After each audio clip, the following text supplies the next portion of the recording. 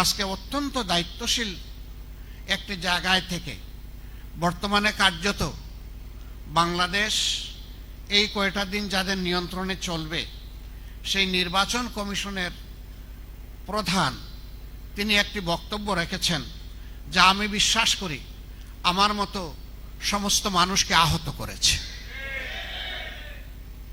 তার উদ্দেশ্য দেখা আমাদের দায়িত্ব নয়, বক্তব্যের বিষয়ে জাতির সামনে এসেছে, জাতি তার এই বক্তব্যকে মোটেই ভালোভাবে গ্রহণ করেনি, অথচ তিনি আসেন একটি নিরপেক্ষ জায়গায় বসে। আমি তাকে বিনয়ের সাথে অনুরোধ করব, আপনার এই বক্তব্যের ব্যাখ্যা আপনাকে দিতে হবে। জাতির মনে আপনি বক্তব্য যে দুঃখ সৃষ্টি করেছেন, এই দুঃখ দূর করার দায়িত্ব আপনার। আপনাকে প্রমাণ করতে হবে আপনি যে সেনসিটিভ জায়গায় এখন দায়িত্ব পালন করছেন, এই জায়গায় দায়িত্ব পালনের জন্য আপনি উপযুক্ত ব্যক্তি, এটা আপনাকেই প্রমাণ করতে হবে।